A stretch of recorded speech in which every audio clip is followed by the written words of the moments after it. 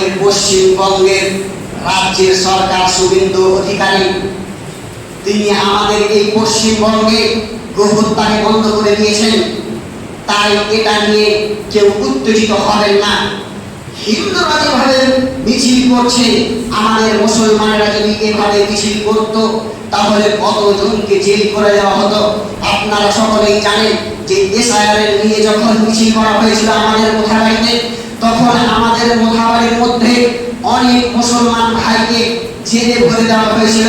আমাদের মোথাবাড়ি থানার অন্তর্গত 14 জনকে অ্যারেস্ট করা হয়েছিল এবং আপনারা আরো জানেন যে মোহাম্মদ ইসলাম ভাইকেও অ্যারেস্ট করা হয়েছিল।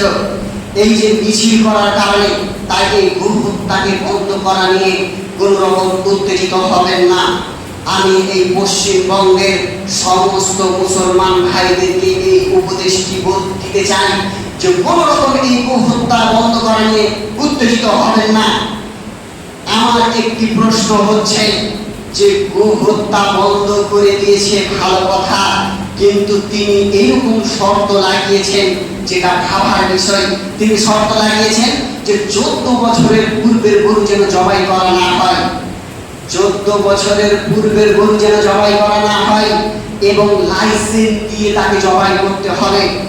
আমার প্রশ্ন হচ্ছে যে গরুটা যদি হিন্দু ধর্মের মাতা হয়, গরুটা যদি হিন্দু ধর্মের লোকদের দেবতা হয়, তাহলে 14 বছর দেবতা থাকবে, যে 14 বছর মাতা থাকবে, তারপরে সে আর মাতা থাকবে না, তারপরে তার সঙ্গে অসম্মান করা হবে নাকি 14 বছর পর যেন তাকে জবাই করার আদেশ দেওয়া হলো, লাইসেন্সের মাধ্যমে কেন তাকে জবাই করার আদেশ দেওয়া হলো? আমি তো চাইছি যে গরু যদি হত্যা বন্ধ করতেই হয় তাহলে একেবারে বন্ধ করে দিতে হবে, যাতে করে কেউ গরু হত্যা করতে না পারে। এই জন্যই লাইসেন্সের নাম দিয়ে গরু হত্যার আইনটাকে পাস করছে, যাতে করে ইউপি গুজরাটে যেগুলো কোম্পানি রয়েছে গরু হত্যা, সেগুলো কোম্পানি যেন না করে।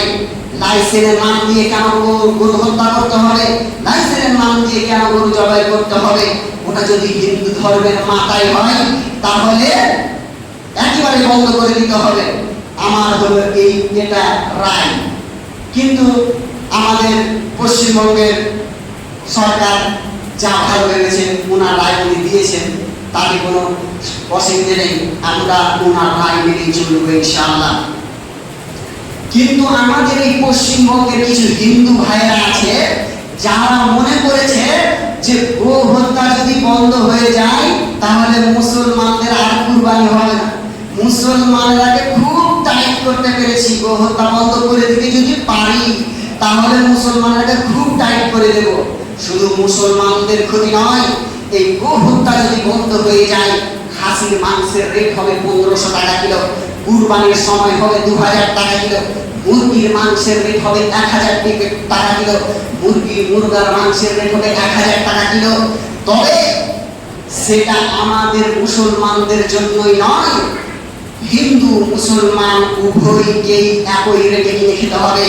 আমাদের ভারতবর্ষে যখন পেট্রোলের দাম বাড়ে, আমাদের ভারতবর্ষে যখন তেলের দাম বাড়ে, আমাদের ভারতবর্ষে যখন গ্যাসের দাম বাড়ে, হিন্দু মুসলমান উভয়কে একই দাম দিয়ে কিনে খেতে হয়।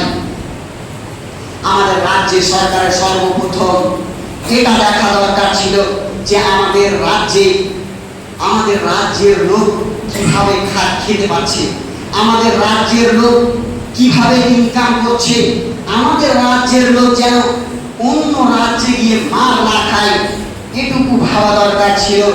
কিন্তু তিনি এমন আইন বেছে নিয়েছেন যেটা সবাইকে একবারে আতঙ্ক করে দিয়েছেন।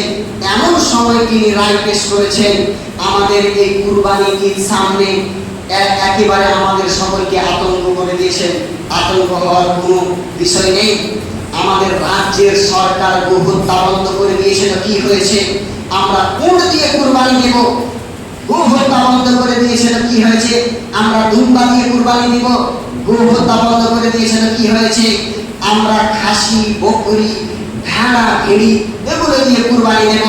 মুহাম্মদ সাল্লাল্লাহু আলাইহি ওয়াসাল্লাম অনেক বছর আগে আমাদের জন্য অনেক রকম পশুই হালাল করে গিয়েছেন, যেগুলো পশু এখন পর্যন্ত আমরা খাইনি, জন্মের পর থেকে সেগুলো খাইনি।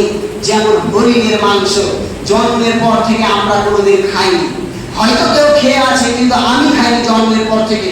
কিন্তু আমি আলহামদুলিল্লাহ সুস্থ আছি, আলহামদুলিল্লাহ আমরা ভালো আছি, আলহামদুলিল্লাহ আমরা বেঁচে আছি।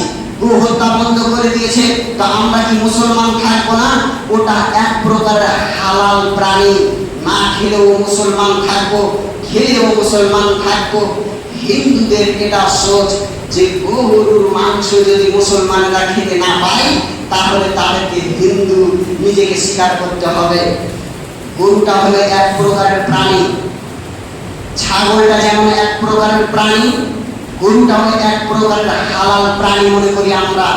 এক প্রকারের প্রাণী যদি আমরা না খাই, তবুও আমরা মুসলমান থাকবো। সম্মানিত উপস্থিতি, এই গো হত্যাকে বন্ধ করা নিয়ে কেউ আতঙ্ক করবেন না, মিছিল বার করার কোনো প্রয়োজন নেই। আমরা সরকারের আইন অনুযায়ী কুরবানি করবো ইনশাআল্লাহ।